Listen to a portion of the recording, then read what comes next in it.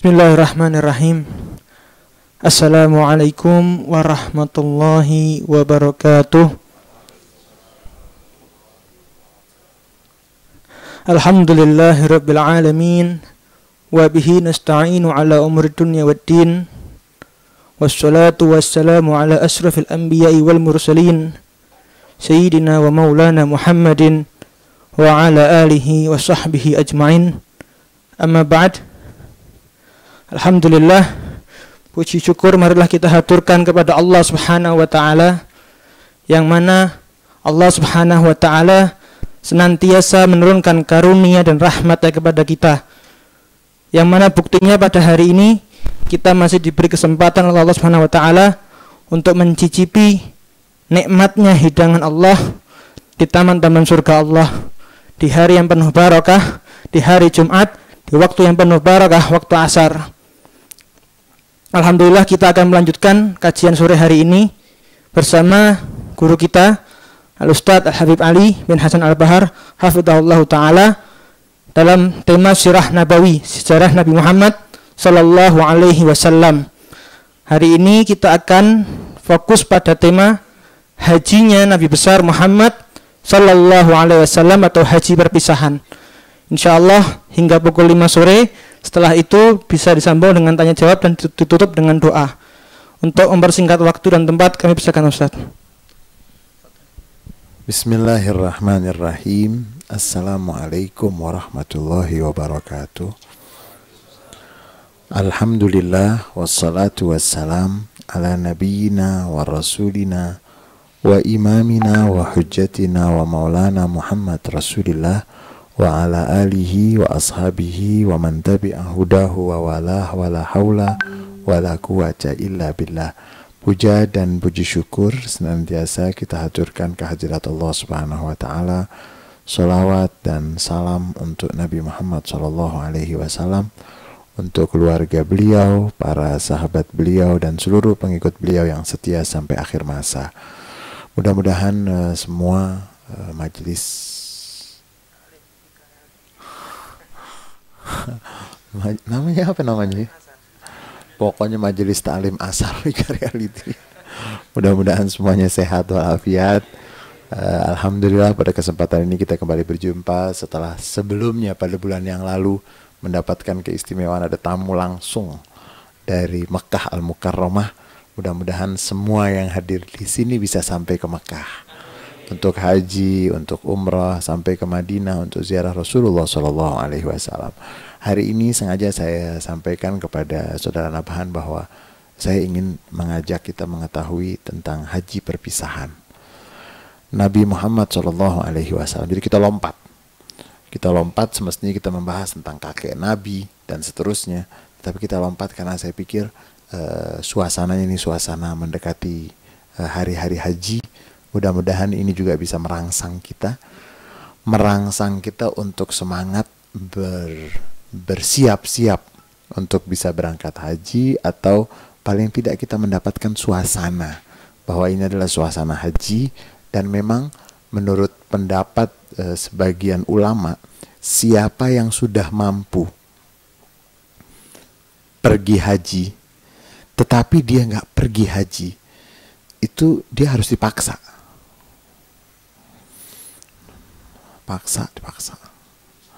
Itu kenapa? Karena nanti dalam ayatnya walillahi 'alan nas hijjul bait man istata'a ilaihi sabila. Faman kafara wa man kafara fa innallaha ghaniyun 'anil alamin. Untuk Allah lah, atau karena Allah lah, hajjul bait, kewajiban haji, walillahi 'alan nas hijjul bait. Untuk Allah kewajiban manusia haji ke tanah suci. Man istata'a ilaihi sabila, siapa yang mampu melakukan perjalanan. Wa man kafara, siapa yang kafir, fa innallaha ghaniyun 'anil alamin. Allah maha kaya dari alam semesta. Ulama nanti menggarisbawahi kenapa ayatnya itu mengatakan setelah menyebut mampu lalu disebut yang kafir, yang ingkar. Nanti dibawakan beberapa hadis yang mengatakan Man mallakahullahu zadan wa rahilatan, siapa yang Allah berikan kepadanya bekal dan kendaraan yang bisa mengantarkan dia untuk haji, falam yahuj, tapi dia tidak pergi haji, falyamut insya'a yahudiyan wa insya'a nasraniyan, na'udzubillah. Kalau sudah punya kemampuan untuk haji tapi dia nggak mau haji, lihat saja yang seperti itu nanti meninggalnya kalau tidak dalam keadaan Yahudi, dalam keadaan Nasrani. Artinya meninggal tidak dalam keadaan baik gitu. Na'udzubillah. Bagaimana memahaminya sebelum kita membahas tentang Hajjatul Wada? Kalau saudara mendapatkan undangan dari raja, nggak dikasih tiketnya, saudara mikirin untuk dapat tiket nggak? Diundang sama Raja Salman, disuruh datang, tapi nggak dikasih tiket. Saudara mikir nggak? Gimana caranya pinjam deh duit, lumayan nanti kan bisa selfie sama Raja Salman. Nanti kan bisa. Kalau saudara sudah diundang, dikasih tiketnya juga. Cepat-cepat jalan atau tidak?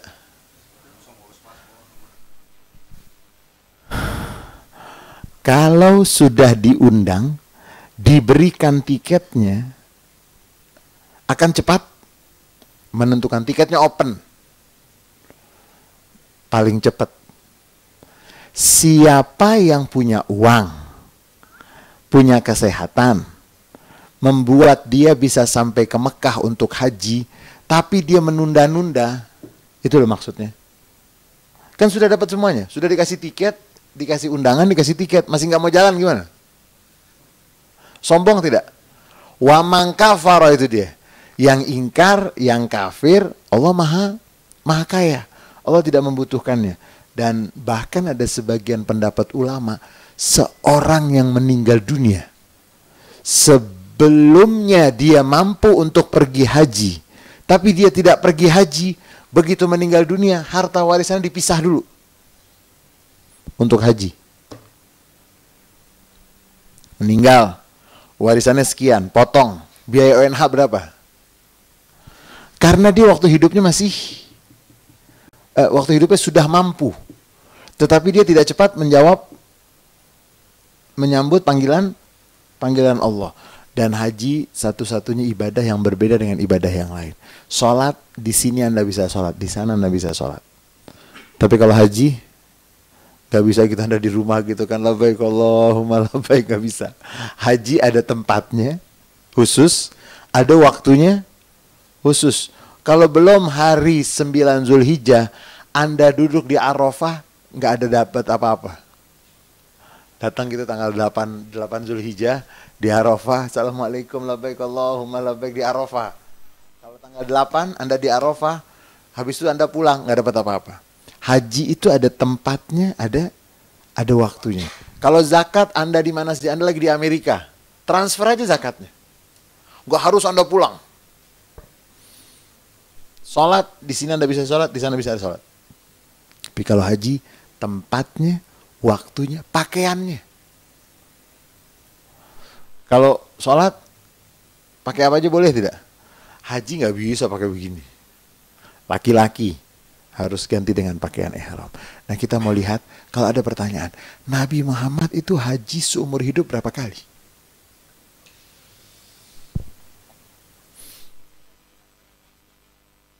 Saya ulangin pertanyaannya. Nabi Muhammad haji seumur hidup berapa kali?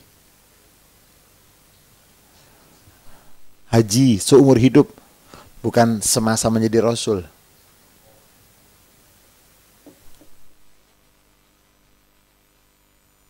Bedakan pertanyaannya. Semenjak menjadi Rasul berapa kali hajinya? 1 kali. Tapi kalau seumur hidup, masyarakat Arab itu sudah memiliki budaya haji sebelum Nabi diutus. Boleh jadi Nabi bisa haji tiap tahun, tetapi masih mengikuti agama Ibrahim alaihissalam. Semenjak diwajibkan haji pada tahun ke-6 Hijriah, haji menjadi wajib. Semenjak itu Nabi cuma 1 kali. Dan haji Nabi itu dinamakan 4 nama. Yang pertama dijuluki Hajjatul Wada, Wada itu artinya perpisahan. Kenapa haji Nabi dinamakan haji perpisahan?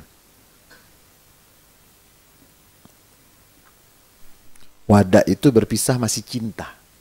Itu namanya wada, pakai ain.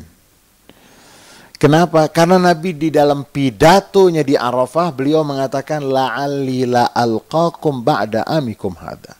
Sepertinya saya tidak akan berjumpa lagi dengan kamu semua setelah tahun ini. Ini isyarat. Seperti orang akan berpisah. Sehingga haji itu dinamakan hajatul wada. Dan terbukti pulang dari haji, kan haji itu bulan apa? Bulan Zulhijjah. Pulang dari haji kira-kira tuh akhir bulan Zulhijjah. Zulhijjah, habis Zulhijjah? Muharram. Setelah Muharram? Safar. Setelah Safar? 3 bulan kurang lebih setelah haji beliau meninggal dunia. 3 bulanan. 3 bulan setengah atau 3 bulan. Sehingga haji itu seakan-akan benar-benar haji Nabi berpisah. Kemudian haji itu dinamakan hajatul Islam. Karena haji yang Nabi lakukan setelah Islam dengan cara Islam adalah haji itu. Kemudian hajinya juga disebut hajatul balagh. Balagh artinya penyampaian. Karena Nabi Muhammad di dalam menyampaikan pidato atau khutbah Arafahnya tersebut, beliau selalu setiap selesai satu paragraf, frasa yang beliau sampaikan, itu beliau selalu mengatakan, ala hal balaghtu? Sudahkah aku sampaikan kepada kamu? Semua menjawab, na'am balaghta ya Rasulullah. Ya, engkau telah menyampaikan wahai Rasulullah. Kemudian Nabi menyampaikan lagi, bertanya lagi. Jadi diulang-ulang oleh Nabi pertanyaan, ala hal balaghtu? Sehingga haji itu dinamakan balagh. Haji wada, haji Islam, haji balagh, dan yang terakhir dinamakan juga hajjatut tamam. Kenapa dinamakan hajjatut tamam? Karena ketika Nabi wukuf di Arafah, turun surat Al-Maidah bukan ayat 51, ayat 3. Sudah nggak populer lagi ayat 51 ya. Nanti kalau pilpres kayaknya keluar lagi tuh ayat-ayat. Jadi ada ayat-ayat lain nanti itu.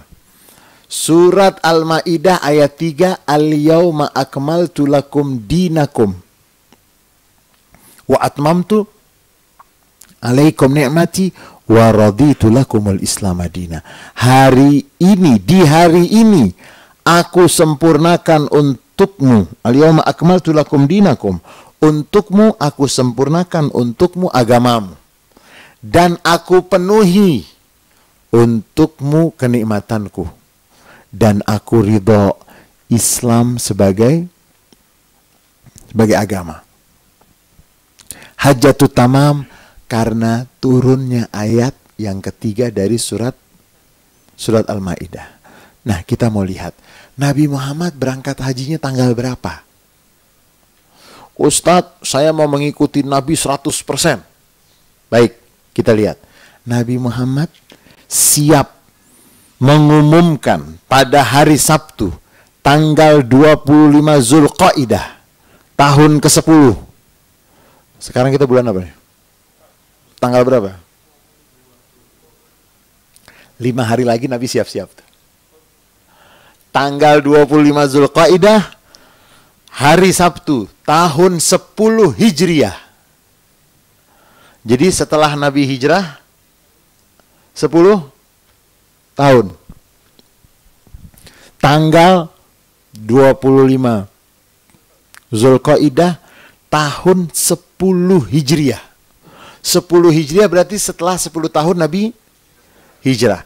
10 Hijriah, hari Sabtu, setelah sholat zuhur 4 rakaat di Masjid Nabawi dan menyampaikan beberapa tuntunan berkaitan dengan ibadah haji, Nabi beserta puluhan ribu orang Muslim berangkat menuju Zulhulaifah.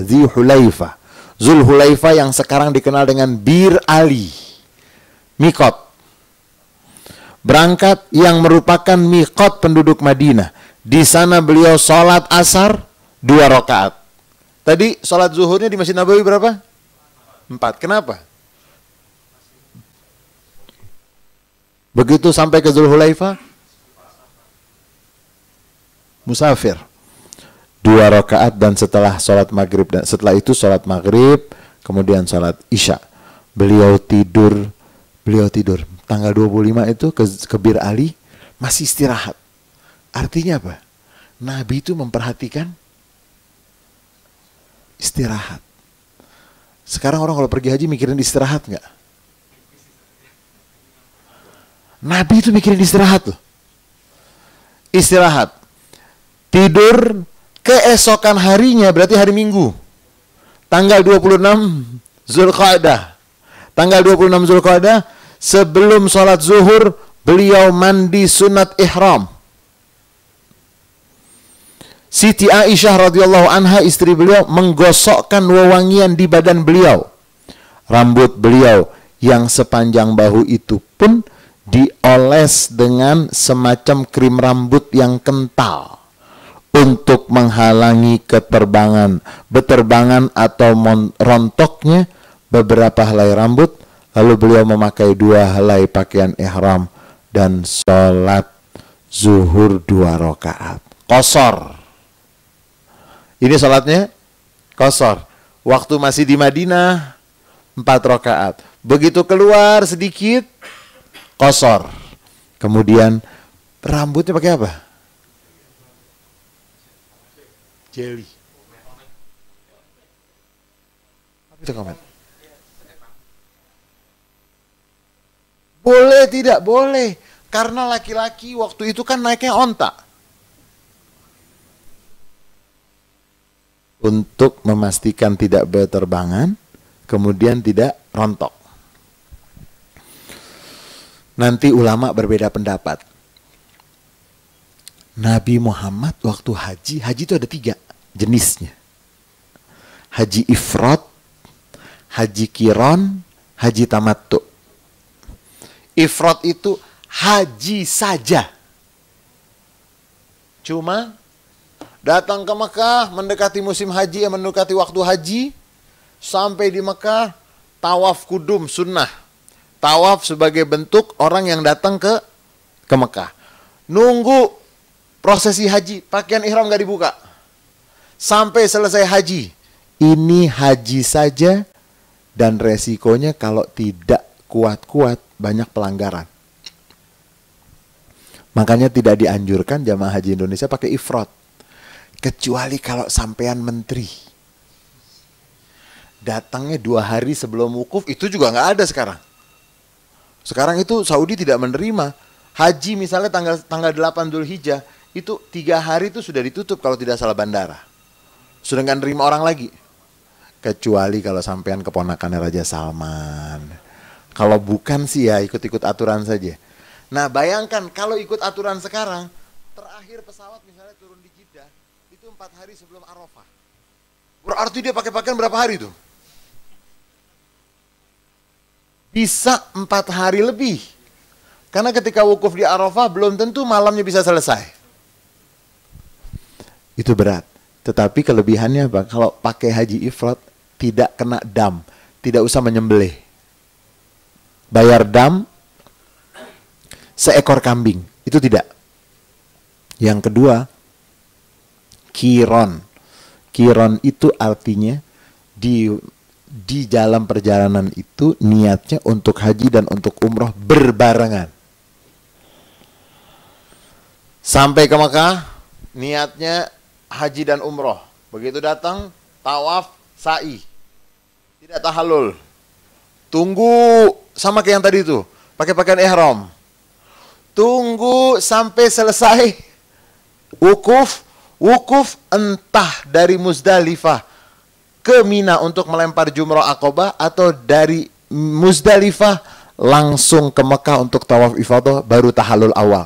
Boleh buka pakaian, ganti dengan pakaian biasa, pakaian ihram dibuka, ganti dengan pakaian biasa. tetapi masih tidak boleh berhubungan badan suami istri. Itu namanya tahallul pertama. Begitu nanti melempar jumrah akobah, kalau sudah tawaf ifadah, sudah lempar jumrah akobah, berarti sudah tahallul dua-duanya. Cuma kalau qiron ini, karena haji dan umroh dibarengkan waktunya sama, berbarengan, dia kena dam juga. Kemudian kena dam itu artinya dia berkewajiban untuk menyembelih seekor kambing. Ustadz, seekor kambing itu saya mau sembelih di daerah saya.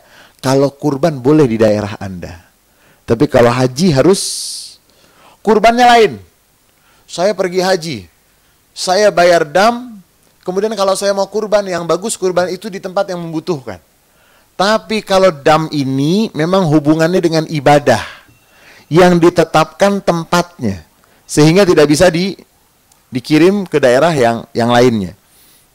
Pendapat yang selanjutnya tentang jenis haji itu tamattu. Tamattu itu artinya apa? Umroh dulu, selesai di musim haji, umroh, selesai umroh, nunggu waktu haji. Ini yang disarankan oleh pemerintah Indonesia untuk seluruh jamaah haji. Kenapa? Karena begitu dia sampai, dia umroh, setelah umroh dia sudah bisa ganti pakaian. Tunggu tanggal 8 atau tanggal 9 berangkat ke Mina atau ke Arafah.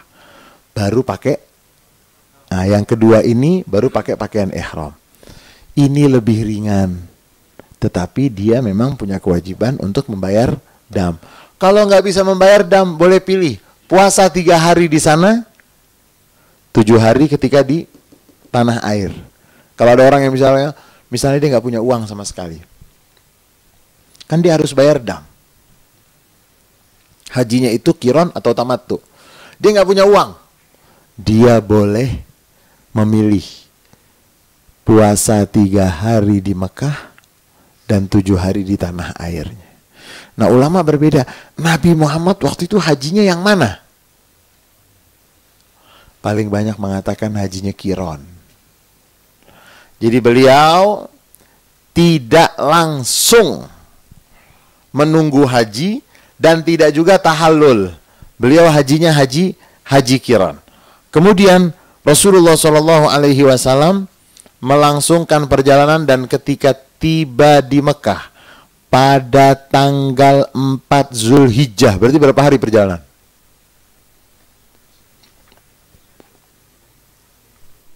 (26) 26 Zulqaidah, baru sampai di Mekahnya itu tanggal 4 Zulhijjah.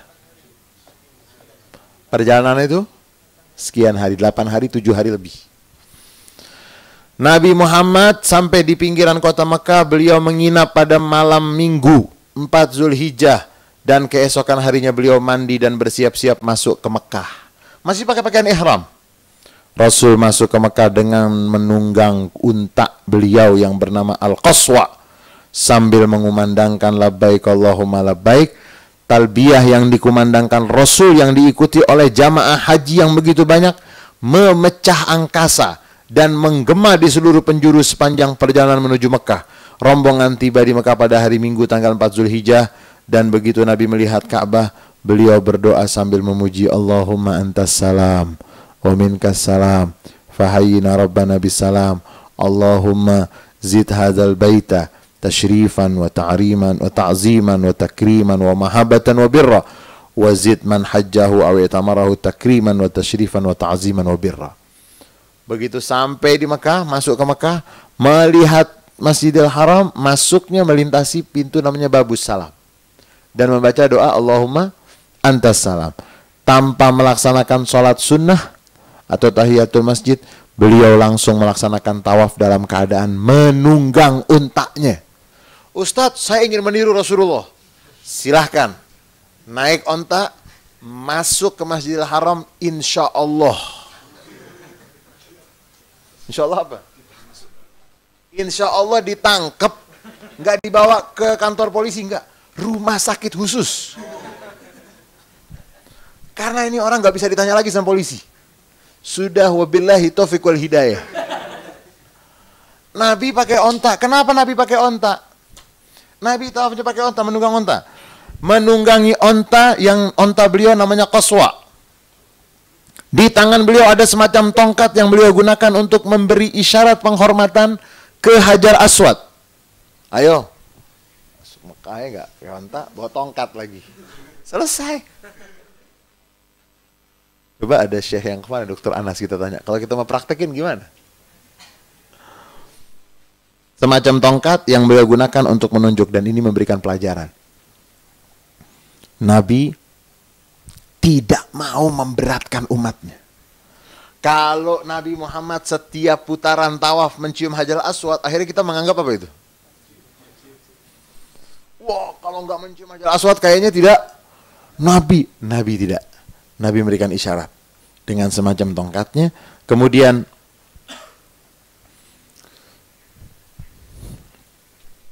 setelah selesai mengelilingi Ka'bah 7 kali keliling, beliau menuju ke makam Ibrahim. Lalu sholat 2 rakaat. Makam Ibrahim itu perlu digusur atau tidak usah?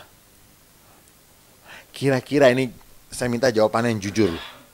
Kira-kira kalau menurut kita, supaya Masjidil Haram lebih lega, makam Ibrahim digusur aja, ditaruh di pinggir. Kira-kira gimana? Menurut orang desain gimana tuh orang desain? Orang desain tuh gimana? Makam Ibrahim kan di tengah-tengah tuh. Setiap orang tawaf gimana? Gusur aja yuk, gusur. Hah? Sedikit. Tidak boleh dipindah. Kenapa?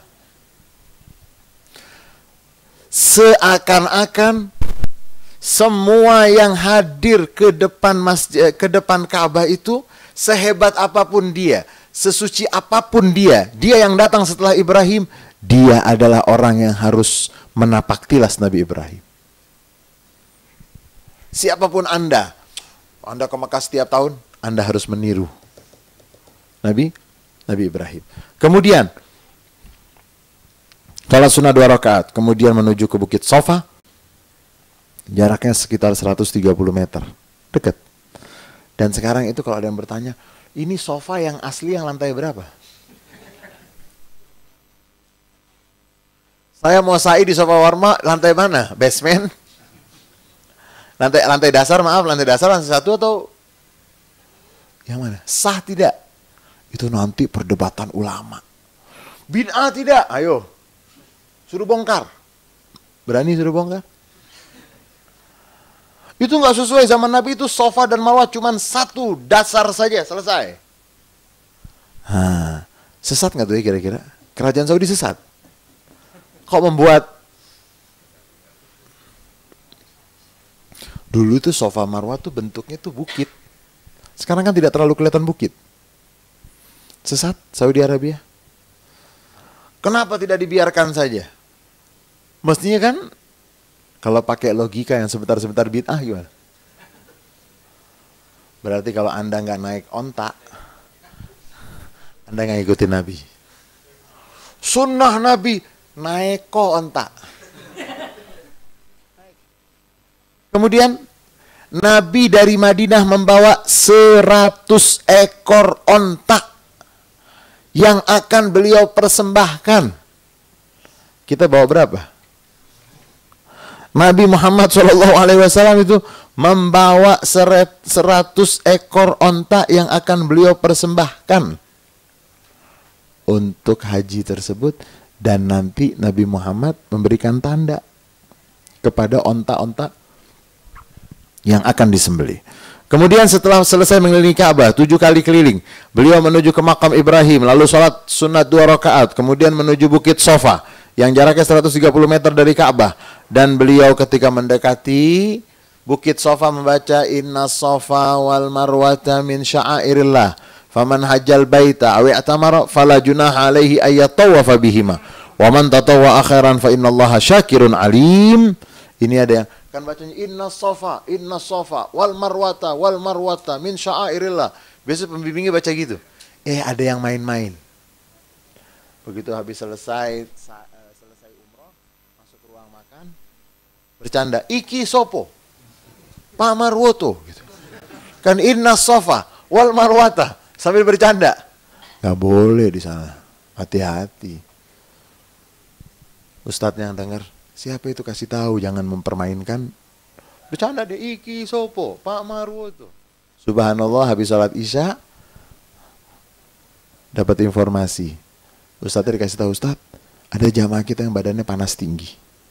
Ustadz, yang mana? Ada Bapak Fulan.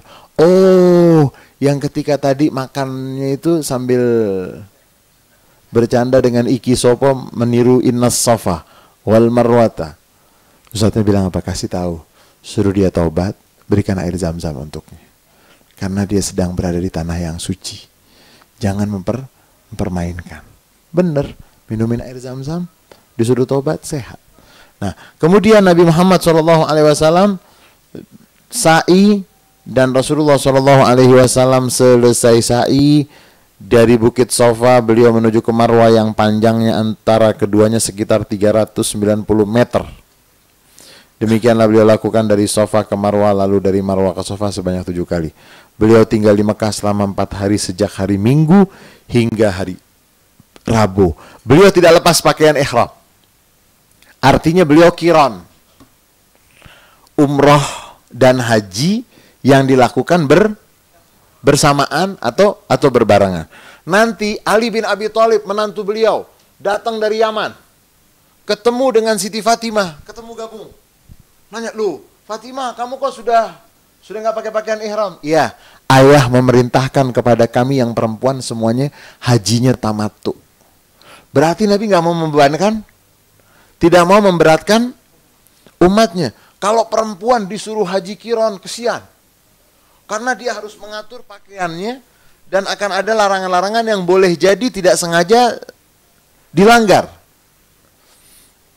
Siti Fatimah mengatakan, saya diperintahkan, kami yang perempuan diperintahkan oleh ayah untuk haji tamattu. Ali yang laki-laki tidak. Kemudian menuju ke Mina pada hari Kamis pagi, beliau bersama seluruh jamaah haji. Berapa rombongan Nabi Muhammad? Rombongan Nabi Muhammad itu tidak kurang dari 90.000. Dari Madinah 90.000. Kemudian karena melintasi kampung demi kampung, akhirnya banyak penduduk kampung yang ikut. Jadi jumlahnya nanti ada yang mengatakan tuh 140.000 paling banyak, paling sedikit 90.000. Bayangkan gema talbiyahnya gimana? Melintasi padang pasir, labbaik Allahumma labbaik, labbaik la syarika laka labbaik, innal hamda wan ni'mata laka wal mulk la syarika lak. 90.000 orang gimana? Jadi makin mendekati Mekah makin banyak yang ikut. Karena dengar ada Rasulullah SAW. Kemudian begitu sampai di Mina, Mina itu sekitar 7 km dari Masjidil Haram. Di sana beliau sholat zuhur, sholat asar. Ini hari yang ke-8, namanya hari Tarwiyah. Nanti kita dianjurkan untuk berpuasa. Sholat zuhur, asar, kemudian maghrib dan isya pada waktu maghrib. Keesokan harinya pagi hari beliau bertolak ke Arafah. Tanggal 8 itu namanya Tarwiyah, tanggal 9 namanya wukuf di Arafah. Yang letaknya di sebelah tenggara Masjidil Haram dengan jarak sekitar 22 km. Jadi Arafah itu sudah di luar kota Mekah. Karena 22 km. Di Arafah wukuf, apa yang dilakukan ketika wukuf? Di Arafah telah disiapkan untuk Rasulullah satu kemah di salah satu lokasi wilayah Arafah yang dikenal dengan nama Namirah. Sekarang ada masjidnya, namanya Masjid Namirah. Dan masjid tersebut separuhnya bagian dari Arafah, separuhnya di luar Arafah. Sehingga setiap saat pengurus masjid di sana itu mengingatkan, bagi yang melaksanakan wukuf, masuklah ke wilayah Arafah. Karena wukuf harus berada di Arafah. Kemudian Rasulullah SAW setelah matahari tergelincir dengan mengendarai unta, beliau bergeser ke Batn al-Wadi, satu lokasi di Arafah. Di sana beliau berkhutbah sambil menunggang unta beliau. Coba nanti ada yang pakai khutbah Arafah naik unta gitu kan. Nabi khutbah Arafah beliau di atas unta beliau. Kemudian dalam khutbah tersebut, khutbah yang amat syarat dengan prinsip-prinsip dasar ajaran Islam. Hak-hak asasi manusia, lelaki dan perempuan, pembatalan praktik riba, serta beberapa adat kebiasaan jahiliyah. Berikut teks khutbah Rasulullah yang cukup panjang, dan di situ nanti ada pesan-pesan. Yang pertama tentang takwa kepada Allah Subhanahu wa taala, kemudian ada pesan terkait dengan wanita, pesan terkait tentang ekonomi, pesan yang terkait dengan persatuan umat Islam, dan banyak sekali pesan-pesan yang sangat tinggi. Dan sampai sekarang khutbah Arafah itu masih dipelajari. Orang-orang di luar Islam tuh bingung. Karena Nabi Muhammad mengatakan, "Qul inna rabbakum wahid wa abakum wahid." Tuhan kamu satu, bapak kamu satu. Kullukum min Adam wa Adam min turab. Semua kamu berasal dari Adam, dan Adam sendiri dari turab, dari tanah. Inna akramakum indallahi atqakum. Yang paling bertakwa di antara kamu, yang paling mulia, yang paling mulia di sisi Allah di antara kamu adalah yang paling bertakwa. Tidak ada keistimewaan di antara orang kulit hitam dengan kulit putih, dengan Arab dengan non-Arab, kecuali dengan ketakwaan. Kemudian ada kemandirian ekonomi yang Nabi umumkan. Hari ini saya gugurkan, batalkan riba, semua bentuk riba. Terutama saya nyatakan di sini riba yang dilakukan oleh pamanku Abbas bin Abdul Muttalib. Modal kamu tidak akan hilang, modal. Tapi riba sudah tidak bisa terlaksana lagi. Kemudian pesan terkait tentang perempuan. Nabi Muhammad mengatakan, aku minta kamu istausu bin nisa'i khaira. Peganglah wasiatku terkait dengan wanita dengan baik. Karena kamu mendapatkan kehalalan wanita dengan nama Allah Subhanahu wa ta'ala. Kemudian Nabi Muhammad sampai mengatakan, syaitan itu sudah nggak nafsu untuk disembah semenjak hari ini. Ayyisa syaitan an yu'bad fi hadhil jazira ba'da hadzal yaum. Syaitan sudah tidak nafsu. Setan itu sudah nggak punya ambisi untuk disembah semenjak hari Arafah Rasulullah SAW. Akan tetapi apa yang dilakukan oleh setan? Dia nggak mau dituhankan. Setan itu nggak pernah punya cita-cita untuk dituhankan. Tapi apa yang setan inginkan? Mengadu domba. Karena orang sekarang sudah berpikir nggak mau menyembah setan. Tapi kalau mengikuti setan, jadi setan. Aisyah setan sudah putus asa. Kemudian setelah selesai khutbah yang cukup panjang tersebut, nanti Syekh A'id Al-Qarni itu beliau menjelaskan keistimewaan khutbah, keistimewaan yang ada pada haji perpisahan Rasulullah. Nabi itu berpidato di hadapan puluhan ribu orang, tidak ada pengeras suara. Bagaimana ceritanya bisa terdengar? Ya. Waktu 212 tuh demo berapa orang? Berapa orang itu? Sekian banyak kan gitu. Ada mikrofonnya nggak? Ada kan? Besar nggak sound systemnya? Nabi Muhammad pidato Arafahnya di atas onta, tidak ada. Bagaimana bisa dengar? Dua, kalau menurut Syekh A'id Al-Qarni, beliau mengatakan disinilah kelebihan yang Allah berikan kepada Rasulullah. Mereka yang jumlahnya banyak bisa mendengar apa yang Nabi Muhammad sampaikan. Yang kedua, pendapat yang kedua itu mengatakan bukan begitu. Mereka semuanya seperti Bilal. Ketika Nabi Muhammad mengatakan, ya ayuhan nas,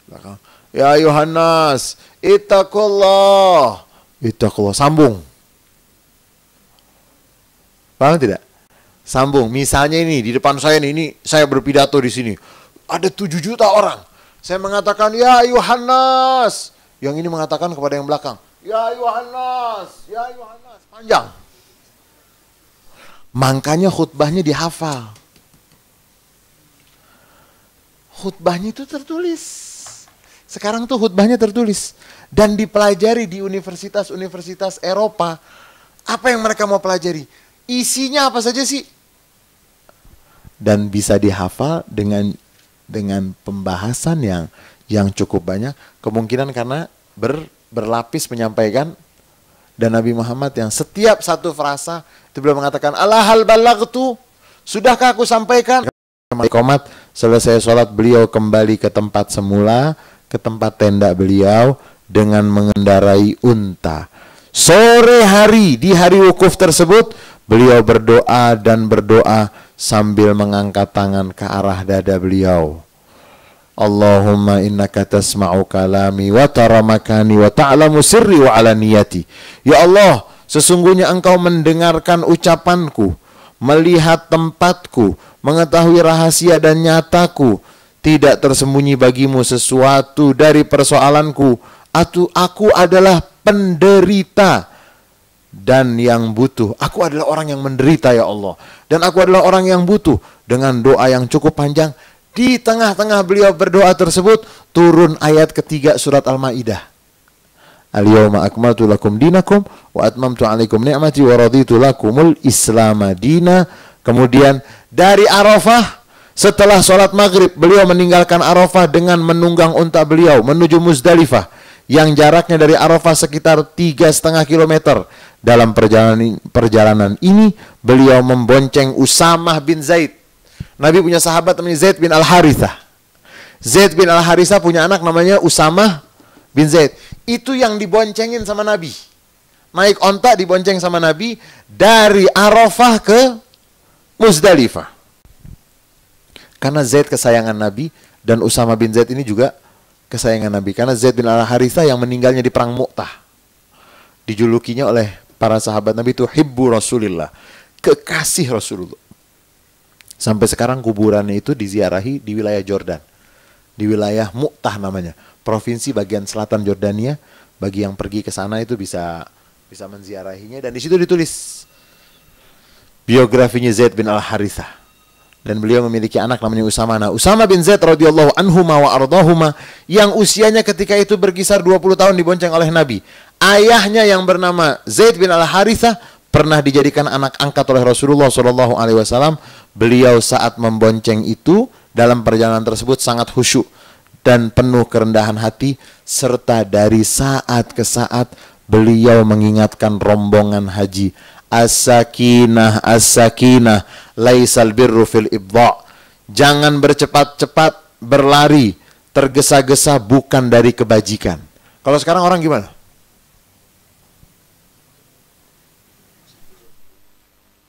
Disuruh tenang, tenang, tenang. Kemudian demikian hingga mereka tiba di Muzdalifah, yang secara harfiah Muzdalifah berarti tempat mendekatkan diri kepada Allah melalui aneka doa dan permohonan. Di Muzdalifah, beliau sampai di Muzdalifah, beliau sholat jamak maghrib dan isya, jamak takhir, dengan memerintahkan mengumandangkan azan sebelum barang-barang diturunkan dari punggung unta. Setelah selesai sholat maghrib, beliau memerintahkan menurunkan barang-barang bawaan, dilanjutkan dengan sholat isya. Sekarang, kalau kita mau lihat sekarang, tidak mungkin kita bisa melakukan seperti ini. Sulit sekali. Kenapa? Dari Arafah menuju Muzdalifah, padatnya luar biasa. Wah Ustadz, saya mau ikuti Nabi Muhammad, gak mau bergeser sedikit pun. Berapa banyak orang yang hilang. Jangan menganggap diri kita seperti Nabi Muhammad. Jangan menganggap diri kita seperti sahabat Nabi Muhammad. Tahun kemarin tuh saya ada pengalaman. Tahun kemarin itu saya lihat di tengah jalan dari Muzdalifah menuju ke Mina, itu ada bis yang malang. Bukan satu. Di tengah jalan. Saya tanya, kenapa? Oh iya, jamaah haji dari Afrika atau dari Mesir. Itu jamaahnya maksa mau turun untuk cari batu. Turun untuk mencari batu. Lama gak muncul-muncul. Supirnya pusing. Ditinggal bisnya. Bayangkan jamaahnya tersasar tidak? Jadi jangan memaksakan. Dan Nabi Muhammad SAW di Muzdalifah tersebut, beliau sholat maghrib dan isya di jamaah takhir. Setelah selesai maghrib, beliau menunaikan barang-barang. Setelah sholat, beliau berbaring tidur. Tidur lagi nih. Waktu berangkat, tidur. Ini di Muzdalifah malamnya, istirahat, tidur. Sewaktu tiba subuh, beliau bersegera sholat subuh, lalu berangkat menuju Al-Mash'alil Haram, yang di Mina tersebut, dan di sana kembali beliau berdoa dan bertalbiyah. Muzdalifah adalah tempat yang dianjurkan untuk mengumpulkan batu-batu kecil, Seperti apa? Nanti dikatakan batu yang Nabi Muhammad gunakan untuk melempar itu seperti jagung. Bukan yang segini, itu berantem. Itu namanya tawuran sama setan. Kita bukan tawuran sama setan kita. Melempar sebagai tanda kita, setan itu kecil. Makin kecil batunya, setan makin gemes sama kita. Tapi kalau makin besar, setan bilang, nggak tahu aturan ini orang. Mestinya kan dia ikut aturan. Tidak wajib mengumpulkan batu, kecuali kalau mampu. Jangan dipaksakan, ada yang maksa turun. Ustadz, kami mesti turun. Gini. Akhirnya ketika turun tersasar. Ketika tersasar yang disalahkan siapa? Karom, ketua rombongannya. Di nama, nggak usah. Sudah, ini tidak masuk kategori wajib. Kembali ke Mina. Dari Musdalifah ke Mina. Ketika matahari segera akan terbit, beliau menuju ke Mina. Jadi Masy'aril Haram tadi di wilayah Musdalifah. Setelah sholat subuh, matahari akan terbit. Sebentar lagi akan terbit. Beliau menuju ke Mina. Kali ini membonceng juga. Siapa yang dibonceng? Kalau dari Musdalifah, dari Arafah ke Musdalifah, Usamah bin Zaid. Dari Musdalifah ke Mina, siapa yang beliau bonceng? Kalau ada yang tahu, masuk surga tanpa hisab. Ayo. Udah, nggak pakai ditanya lagi. Malaikat udah tahu, dia jawab.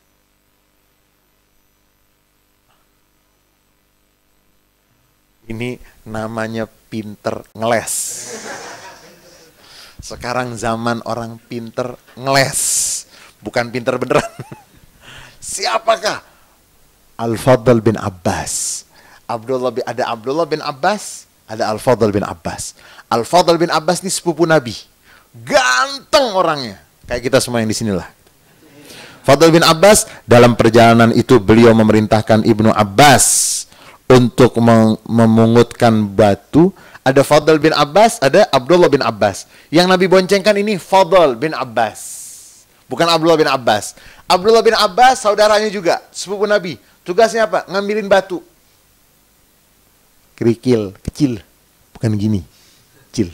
Banyak orang salah, pergi haji ada waktu belum seperti sekarang. Kalau sekarang kan udah bertingkat. Waktu masih belum, kalau ada yang pernah pergi haji, saya waktu itu masih jadi mahasiswa, Masya Allah. Ada yang sendal. Setan bilang, jangan sendalin saya dong. Curang kamu pakai batu dong. Sendal, ada yang sepatu, dan ada yang semangat. Biasanya itu maaf jamaah haji Afrika. Dari jauh, serbu kalau bahasa gitu. Kadang-kadang kena temennya. Temennya bilang saya bukan setan. Baik, Fadl bin Abbas dan Abdullah bin Abbas yang ditugaskan oleh Nabi untuk memungut beberapa buah biji batu yang akan beliau gunakan untuk melontar. Ketika tiba di Wadi Muhassar dari Musdalifah ke Mina, jalan itu menuju ke Mina melewati Wadi Muhassar. Wadi Muhassar itu tempat. Nah, ketika melewati Wadi Muhassar, beliau mempercepat langkah untanya karena di lokasi itulah tentara bergajah pimpinan Abraha pernah dihancurkan oleh Allah. Nabi cepat-cepat. Nanti ada anjuran, tempat yang pernah turun azab harus cepat-cepat dilewatin. Apalagi tempat yang akan mendatangkan turunnya. Tempat yang pernah turun azab, Nabi cepat-cepat. Di Wadi Muhassar. Kemudian nanti ada yang menarik. Begitu Nabi bercepat-cepat dan beliau, itu yang terkait dengan padang Wadi Muhassar yang pernah tentara Abraha dihancurkan. Alam tara kaifa fa'ala rabbuka bi ashabil fil alam yaj'al kaidahum fi tadlil. Wa arsala alaihim tayran ababil tarmihim. Di mana itu terjadi? Di Wadi Muhassar. Nabi cepat-cepat meninggalkan tersebut. Kemudian Nabi Muhammad SAW dilanjutkan menuju ke tempat pelontaran pertama Jumrah Aqabah. Melontarnya dalam keadaan masih menunggangi onta. Nabi melempar jumrahnya masih apa? Sekarang bisa nggak? Bisa. Siapa kamu? Dengan menunggangi ontanya, melontarnya dalam keadaan masih menunggang dengan batu-batu sebesar biji jagung. Lontaran yang tidak keras karena tidak mengayunkan tangan. Santai. Setannya kesel. Tapi kalau begini, Biasa aja kali, kata setan. Nabi itu tidak terlihat, tidak mengayunkan tangan, sekedar mengenai arah yang dituju. Itu sebagai lambang pernyataan dan tekad memusuhi setan yang tidak pernah berhenti menyesatkan manusia. Salah satu yang menarik dicatat dalam perjalanan ini adalah apa yang diinformasikan oleh Ibnu Abbas yang menyangkut sikap saudaranya Al-Fadl. Kan Nabi boncengin siapa? Fadl bin Abbas.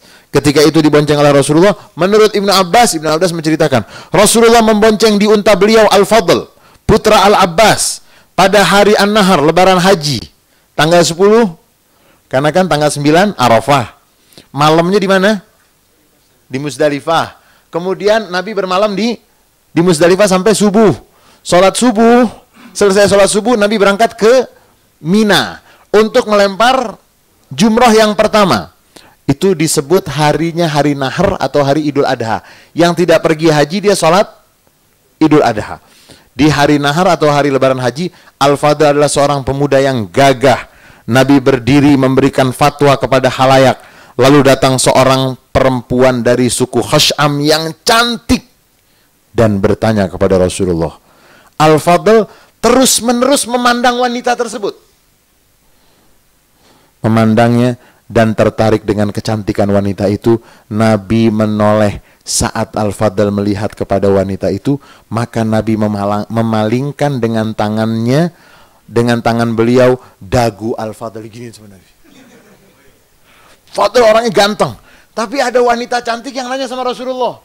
Fadl ngeliatin aja, sama Nabi digini. Nabi menolehkan dagu Al-Fadl bin Abbas sehingga tidak melihat pandangannya kepada wanita itu.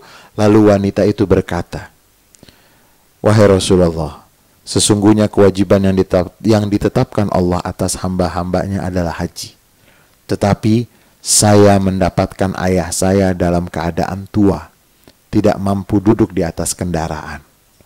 Maka apakah boleh saya menghajikan untuknya? Rasulullah mengatakan, ya. Jadi nanti namanya bahasanya itu badal haji. Jadi orang yang tidak bisa pergi haji, tidak ada harapan, sudah meninggal, atau tidak ada harapan bisa di ICU. Usianya sudah 80 tahun, masuk ICU, belum pernah pergi haji. Kira-kira ada harapan sehat nggak? Wallahu alam. Tapi kalau sudah 80, jalan di sana gimana?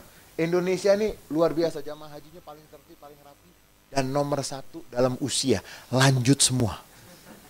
80% jamaah haji Indonesia itu, dan lebih dari 40% itu sakit dalam keadaan penyakit yang agak serius.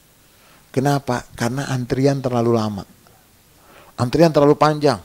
Antri masih muda, berangkatnya sudah ngelihat orang udah bingung gitu kan. Siapa ya? Ntar jangan-jangan bukan Ka'bah dibilang Ka'bah lagi.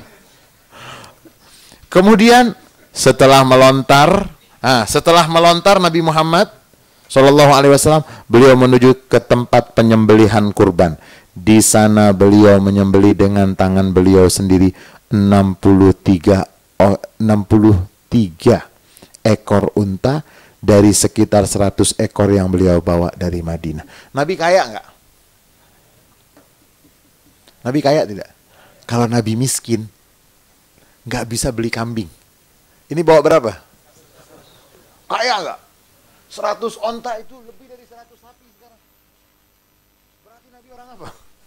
Nabi kaya betul. Salah kalau ada yang mengatakan Nabi Muhammad miskin tuh salah. Dia nggak pernah baca sejarah Nabi Muhammad SAW. Nabi bawa 100, yang Nabi sembelih dengan tangan beliau 63. Ulama mengatakan apa? Isyarat beliau meninggal di usia 63. Dan kalau menurut Syekh Aid Al-Qarni, onta-onta yang akan disembelih oleh Nabi itu, onta-onta tersebut mendekat kepada Nabi, minta disembelih sama Nabi. Onta aja tahu yang mau menyembelih ini Nabi, senang dia. Lo bener, Taraifu Hajjatil Wada. Syekh Aid Al-Qarni, ulama Saudi Arabia, yang mengatakan leher onta-onta tersebut dalam riwayat dikatakan mendekati tangan Rasulullah. Coba kalau sekarang sama tangan kita, nggak mau dia, udah gue mati, tangan lo lagi. Kalau tangan Rasulullah kan, wah, onta itu lumayan, karena dapat keberkahan apa? Dari tangan Rasulullah Shallallahu Alaihi Wasallam. Dan beliau juga memerintahkan agar mengambil sekerat dari setiap unta-unta yang telah disembelih untuk digabung lalu dimasak. Beliau makan dan minum sebagian daging dan dari kuahnya. Di Mina beliau memotong rambut beliau. Wah, ini kalau membahas rambut Nabi Muhammad di haji perpisahan, mereka berebut. Beliau dikelilingi oleh para sahabat yang sangat antusias memperoleh walaupun sehelai rambut agar menjadi keberkahan bagi mereka. Itu nanti Khalid bin Al-Walid katanya dapat. Kemudian Suhail bin Amr itu dapat. Dan nanti ada Imam Ahmad bin Hambal mewarisi beberapa helai rambut Nabi. Sebelum meninggal, Imam Ahmad bin Hambal berpesan kepada anaknya, namanya Abdullah bin Ahmad bin Hambal, kalau ayah meninggal nanti, tolong sertakan beberapa helai rambut Nabi di mata ayah, agar ayah mendapatkan keberkahan. Belum pernah ada sejarah dunia tokoh yang rambutnya diperebutkan seperti Nabi Muhammad SAW. Nanti itu berebutan itu. Kemudian Rasulullah mengganti pakaian beliau, ini namanya tahallul, dan memakai wangian, lalu berangkat ke Mekah untuk melakukan tawaf ifadah. Daging dan kulit dari unta yang disembelih beliau perintahkan kepada Ali bin Abi Thalib untuk disedekahkan kepada fakir miskin. Setelah tawaf ifadah beliau menuju ke Zamzam untuk minum. Beliau minum air Zam-Zam dalam keadaan berdiri. Bedanya air aqua sama air Zam-Zam, kalau air aqua minumnya duduk, yang bagus. Kalau air Zam-Zam berdiri. Kenapa? Tidak sama antara air Zam-Zam dengan air yang lain. Dan bahkan menurut mazhab Imam Hanafi, kalau minum air Zam-Zam harus berdiri. Karena Nabi seperti itu. Kenapa? Air Zam-Zam sudah terbukti secara ilmu pengetahuan berbeda dengan air yang lainnya. Nabi minum air Zam-Zam, kemudian setelah itu beliau kembali lagi ke perkemahan beliau di Mina dan bermalam lagi di sana. Hari esoknya setelah matahari tergelincir, beliau dengan berjalan kaki menuju ke lokasi pelontaran dan melontar ke 3 lokasi. Memulai dengan lokasi Jumrah Ula, Wusta, dan berakhir dengan Aqabah. Pada hari ini juga beliau menyampaikan pesan-pesan. Dan hari di Mina itu, nanti mudah-mudahan kalau ada yang sampai ke sana coba ingat-ingat. Nanti ketika di Mina tidak ada lalat. Tidak ada lalat. Kalau ada lalat, nyasar balik lagi dia. Bener. Lu saya ngetes kok. Baca di dalam kitab-kitab itu dikatakan, di antara keistimewaan Mina, Mina itu seperti rahim. Kan para sahabat mengatakan, wahai Rasulullah, kalau pergi haji nanti ramai orang, itu Mina cukup atau tidak? Mina itu seperti rahim. Rahim itu, kemarin kan ada yang baru lahir tuh, yang jumbo, bayi jumbo. Berapa itu beratnya? 6 kilo atau berapa itu? Rahim itu kan bisa elastis. Mina itu juga seperti itu. Dan di antara keistimewaan Mina, tidak ada lalat atau lalat menjauh. Dan binatang buas yang biasa memakan daging. Kan burung elang itu kalau melihat ada daging merah sedikit dia langsung. Subhanallah, kalau di Mina nggak ada. Saya pernah sampaikan ini, ada jamaah saya yang sangat intelektual benar. Dan empiris. Ustadz barangkali disemprot. Cari aja saya bilang. Bener, nggak ada kerjaan dia. Dari ujung tenda ke ujung sana tuh cuman nyari lalat. Hasilnya nggak dapat. Kalau ada lalat itu, kalau nggak percaya nanti kalau pergi haji bawa durian.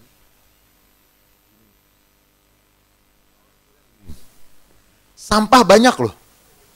Di Mina itu sampah banyak. Banyak. Air ludah juga, Masya Allah. Jutaan orang. Yang buang ludah, yang buang ini. Tidak ada lalat. Begitu selesai hari di Mina, balik lagi. Lalatnya banyak. Jadi lalat puasa, kita nggak puasa. Kenapa? Itu namanya hari tasyrik. Hari tasyrik itu tidak boleh puasa. Kenapa? Karena Allah sedang menjamu para tamu-tamunya. Di Mina, Nabi Muhammad itu makan, minum, dan berzikir. Beliau tinggal bermalam di Mina selama 3 malam. Itu nanti namanya nafar tsani. Ada nafar awal, ada nafar tsani. Beliau sampai nafar tsani, kenapa? Untuk memberikan kemudahan. Dan yang perlu dicatat di sini juga, sekian banyak riwayat menginformasikan bahwa banyak sekali pertanyaan yang diajukan oleh sahabat-sahabat beliau menyangkut masalah haji. hampir semua, kalau enggan kita berkata semua, tapi hampir semua pertanyaan beliau jawab dengan tidak mengapa. Ada yang bertanya, aku lupa melontar wahai Rasulullah. Nabi Muhammad mengatakan tidak mengapa, pergilah sekarang melontar. Kemudian yang satu lagi bilang, wahai Rasulullah saya lupa tawaf. Kata yang lain, saya belum tahu tapi udah ngelempar. Tidak mengapa. Saya mencukur rambut sebelum menyembelih. Tidak mengapa. Artinya Nabi Muhammad SAW semua dijawab oleh beliau dengan memberikan kemudahan dengan menjawab tidak mengapa. Demikian cerminan ajaran haji, bahkan Islam yang diajarkan oleh Nabi Muhammad SAW tidak memberatkan. Dan setelah itu Nabi beberapa hari di Mekah, lalu pulang ke Madinah. Dan sampai di Madinah Nabi ketemu dengan seorang perempuan, di ibu-ibu mungkin gitu. Tanya, ibu, kenapa ibu nggak ikut pergi haji? Saya ingin tapi saya belum bisa. Nabi Muhammad mengatakan, umrah fi Ramadan kahajjatin ma'i. Umrah di bulan Ramadan sama seperti haji bersama Rasulullah SAW. Sampai di Madinah bulan Rabiul Awal, bulan Safar beliau mulai sakit. Rabu terakhir bulan Safar beliau mulai sakit. Dan akhirnya beliau meninggal dunia di tanggal 12 Rabiul Awal. Sehingga haji itu dinamakan haji perpisahan. Karena terakhir yang beliau lakukan bersama para umatnya adalah perjalanan haji tersebut. Dan nanti itu dikatakan ketika Nabi menyembelih, Nabi Muhammad mengatakan, ya Allah ini kurban untuk aku, untuk keluargaku, waliman lam yudhahi min ummati. Dan untuk umatku yang belum punya kesempatan untuk menyembelih kurban. Jadi kalau ada yang belum bisa menyembelih kurban, jangan bersedih hati. Karena Nabi sudah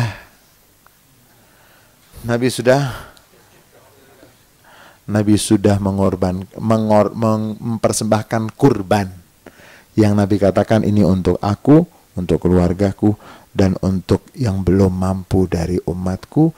Haji tersebut adalah haji yang menjadi peristiwa berpisahnya atau perpisahan antara Nabi Muhammad SAW dengan umatnya. Dan di antara yang beliau pesan juga, la tarji'u ba'di kufara yadribu ba'dukum riqaba ba'd. Jangan kamu setelah aku tidak ada kembali kafir, satu dengan yang lainnya saling membunuh. Nabi sudah pesan dan sekarang terjadi banyak bunuh-bunuhan, bukan antara Islam dengan Yahudi, antara Islam dengan Nasrani, bukan, tetapi antara Islam dengan Islam. Mudah-mudahan mendekati hari-hari haji ini, kita semuanya yang tidak bisa punya atau yang belum punya kesempatan untuk pergi haji, kita mendapatkan pahala haji, keberkahan haji, dan mudah-mudahan seluruh yang melaksanakan haji mendapatkan kemudahan dan bisa kembali ke tanah air masing-masing membawa haji yang mabrur. Ini yang bisa saya sampaikan, mudah-mudahan banyak manfaatnya. Kita kembali kepada MC. Assalamualaikum warahmatullahi wabarakatuh. Alhamdulillahirabbil alamin. Kajian bacaan sejarah Nabi Muhammad tentang haji ini telah disampaikan oleh Ustadz Ali. Bagi yang ingin bertanya atau memberikan sepatah dua patah kata, kami persilahkan. 3 penanya lah. Boleh terkait tema yang disampaikan atau boleh terkait hal yang lainnya.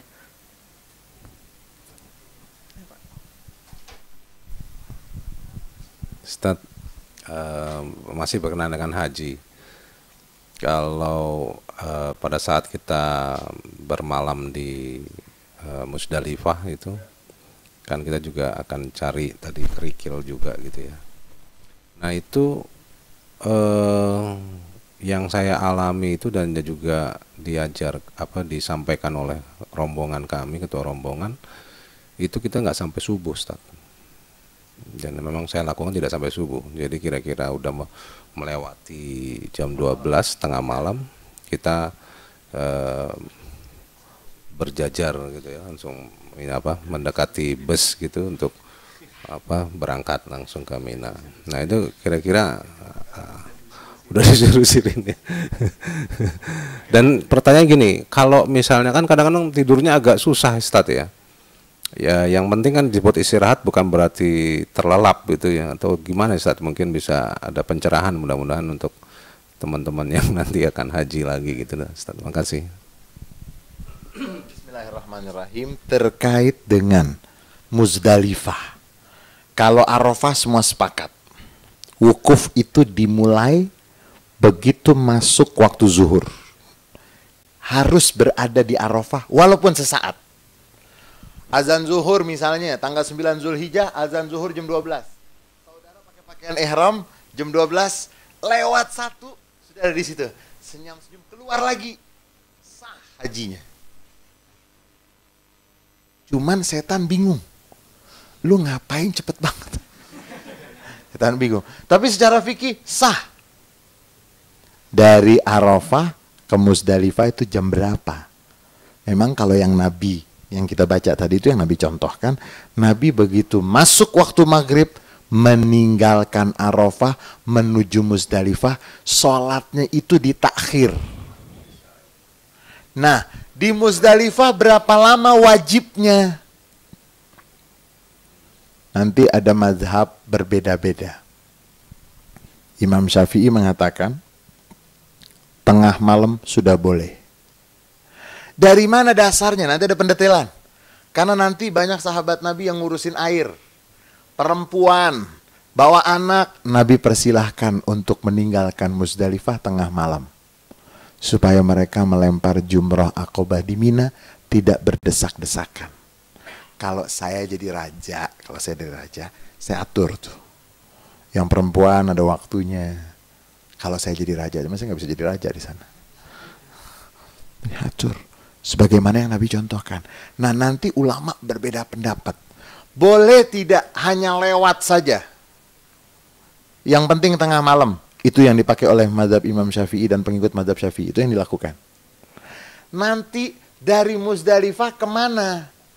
Ke Mina, lempar jumrah Aqobah, atau ke Mekah, tawaf haji atau tawaf ifadah, sa'i, tahallul.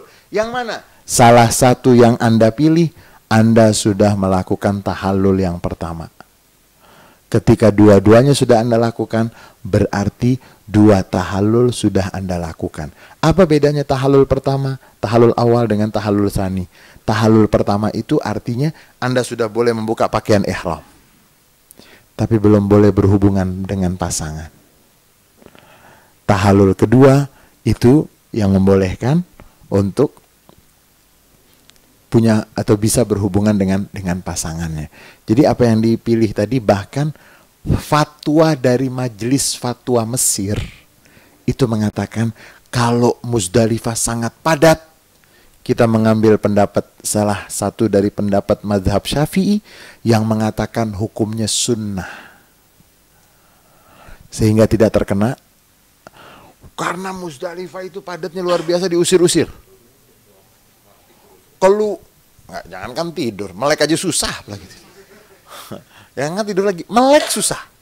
Dan ini mungkin yang menjadi PR untuk bisa selalu dibenahi, karena mereka di sana sudah berusaha maksimal, tetapi kan jumlah jamaah haji juga terus bertambah. Indonesia itu yang resminya saja sudah mendekati 200.000. Belum nanti yang nggak resmi lewat visa ini, visa itu, orang Indonesia paling ahli deh. Gitu. Orang Filipina aja diajarin. Sampai 40 ya. Waktu itu kan tahun kemarin kan ada visa yang berapa ratus orang itu orang Indonesia.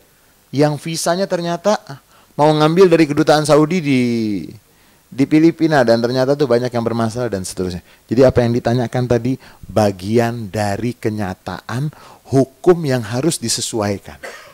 Karena zaman Nabi jumlah jamaahnya tidak sebanyak sekarang. Jadi nanti bahkan ada ulama dari Saudi Arabia bernama Salman bin Fahad Audah, Salman Audah, menulis buku dengan judul jawaban Nabi tadi, la haraj, tidak mengapa. If'al wala haraj, lakukan tidak mengapa. Di situ beliau menjelaskan banyak kemudahan yang bisa diambil untuk menyelesaikan banyak problem. Saya mau kasih contoh. Tahun 90-an sampai 90 akhir, sebelum dibangunnya jumroh itu, sebelum dibangun berlantai, itu dahulu masih di bawah, biasa. Dan rata-rata melempar jumrohnya dengan masuk waktu zuhur. Panasnya ngelotok, ngelempar. Dan waktu itu mereka berpendapat tidak boleh sebelum waktu zuhur. Akhirnya para ulama mendesak, karena ada fatwa dari mazhab Hanafi, dari mazhab Syafi'i yang mengatakan sebelum zawal atau sebelum masuk waktu zuhur itu boleh. Dan akhirnya sekarang mereka terima. Sudah boleh malam, boleh pagi. Karena bayangkan kalau 3 juta orang disuruh konsentrasi melemparnya itu habis azan zuhur langsung. Jangan samakan diri Anda dengan Nabi. Anda orang Indonesia, kena panas sedikit, sakit kepala. Kena hujan sedikit, kita kan Masya Allah, la hawla wa la quwata illa billah. Jangan samakan dengan Nabi dan para sahabat. Begitu matahari tergelincir, begitu masuk waktu zuhur, melempar. Zaman Nabi, orang juga melihat Nabi segen. Kalau sekarang kan udah jadi setan semuanya tuh kebanyakan tuh. Jadi lempar sana, lempar sini. Waktu itu banyak terjadi korban. Sayyid Muhammad bin Alawi Al-Maliki dalam banyak tulisan beliau mengingatkan, boleh mengambil pendapat yang menghindarkan mafsadah atau madorot atau bahaya atau kerusakan. Akhirnya sekarang mereka menerima. Kalau ada yang pernah pergi umroh beberapa tahun yang lalu, itu tanda melintasi Hajar al-Aswad itu dikasih ubinnya itu berwarna coklat. Jadi orang yang mau Bismillahirrahmanirrahim melihat ke bawah dulu. Terjadi dorong-dorongan dan banyak masalah. Akhirnya sekarang dihapus, dikasih tanda lampu hijau. Jadi kalau misalnya kita mau menyatakan, kita ingin mengetahui kita ini sudah sampai Hajar al-Aswad ataupun belum, dari jarak kejauhan kita lihat, oh itu dia, lampu hijaunya sudah, oh sudah, Bismillahirrahmanirrahim, Bismillahirrahmanirrahim. Jadi mereka juga berubah terus. Sama seperti tempat sa'i. Tadinya 1 lantai. Nggak cukup. Buat 1, 2, 3. Dibuat 3 lantai. Ini semua kenapa? Karena kondisi sudah tidak semudah masa lalu. Sehingga toleransi itu banyak, kemudahan juga banyak. Jadi boleh, dan itu sesuai dengan mazhab Imam Syafi'i. Ustadz kalau yang lain silahkan, kalau Anda sendiri tahu jalan silahkan. Tapi kalau Anda udah sendiri nggak tahu jalan, belagu lagi. Akhirnya Anda tersasar, yang salah siapa? Jangan salahkan Mekah, salahkan Anda yang nggak ikut aturan. Wong zaman dahulu itu lah. Nanti itu kalau ada yang pernah mengetahui, coba tanya yang pernah pergi haji tahun 70-an. Di Mina itu menyembelih kambing itu di depan tenda. Bau tidak? Pemerintah Saudi buat peraturan. Tempat menyembelih ada tempatnya. Di Mina juga. Tapi tempatnya difokus di situ. Konsentrasinya di situ. Kemudian, oh zaman Nabi pada masak, sekarang nggak boleh membawa. Nggak sesuai dengan sunnah Nabi. Nabi boleh masak gitu. Tendanya anti api, sampean bawa kompor ditangkap. Nggak boleh. Kenapa? Kondisi sudah berubah. Sudah berbeda. Tidak bisa disamakan dengan masa lalu. Jadi banyak hukum-hukum haji itu yang nanti para ulama mencari jalan yang paling sesuai dengan syariat dan paling aman. Karena bisa kita bayangkan kalau semua wajib tidur di Muzdalifah nggak cukup. Dan subhanallah Nabi sudah memberikan isyarat mengizinkan kepada yang mengurus air untuk langsung ke Mina melempar jumrah. Makanya sampai sekarang itu banyak begitu tengah malam. Boleh ke Mina, boleh ke Mekah. Untuk ke Mina melempar jumrah, Aqobah, lalu tahallul, menyembelih kalau bisa. Kemudian kalau yang ke Mekah, dia tawaf, sa'i, tahallul. Kira-kira seperti itu. Ada yang ditanyakan lagi?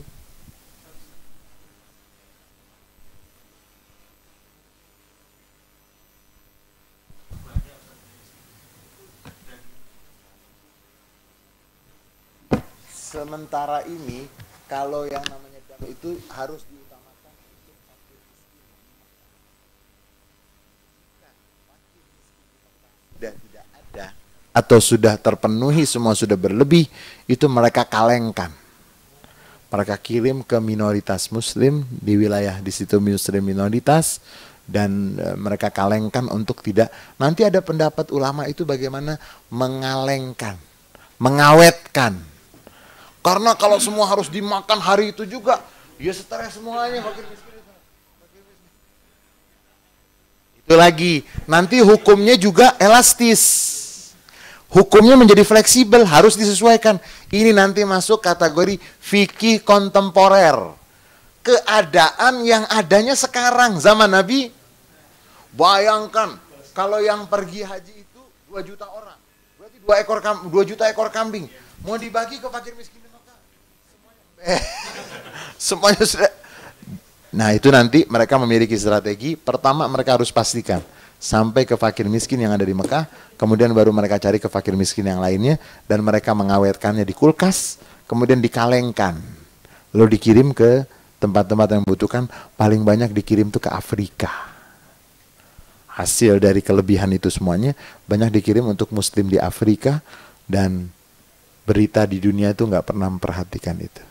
Pokoknya kalau ada kecelakaan di haji, wah heboh, semua berlomba-lomba. Tapi begitu haji tenang, diem aja. Kenapa sih? Nyari-nyari keburukan. Kepo, mau cari-cari yang salah, padahal yang tidak salah banyak nggak pernah diangkat. Wallahu a'lam bishawab.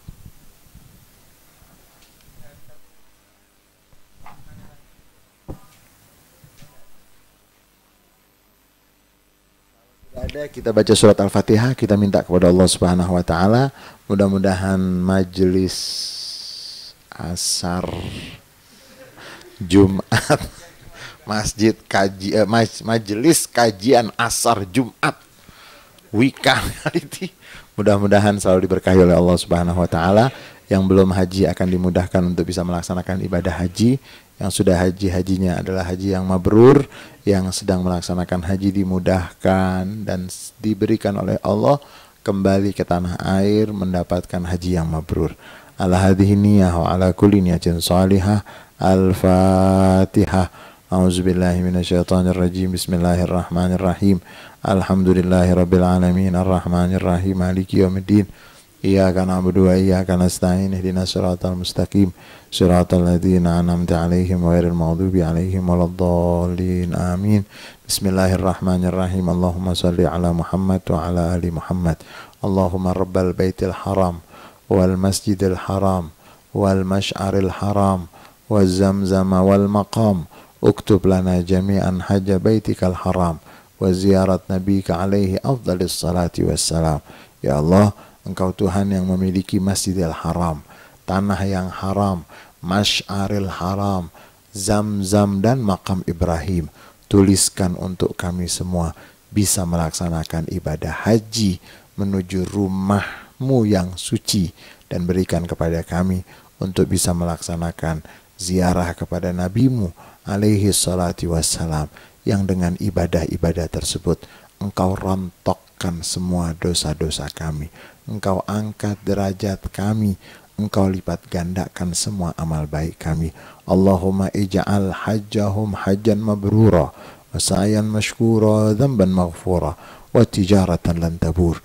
Ya Allah, jadikanlah haji yang mereka laksanakan adalah haji yang mabrur, yang Engkau terima, dan jadikanlah semua usaha mereka adalah usaha yang Engkau lipat gandakan pahalanya, dan jadikanlah semua dosa-dosa mereka dosa yang Engkau ampuni, dan jadikanlah perniagaan mereka perniagaan yang tidak disentuh oleh kerugian.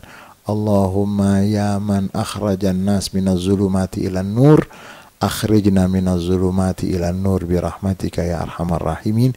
Ya Allah, Engkau yang mengeluarkan banyak manusia dari kegelapan menuju cahaya, keluarkan kami semua dari segala bentuk kegelapan menuju semua bentuk terang benderang, zahir dan batin. Allahumma ruddahum ila awtanihim salimin, ghanimin, mahfuzin bi khairin wa lutfin wa afiyah.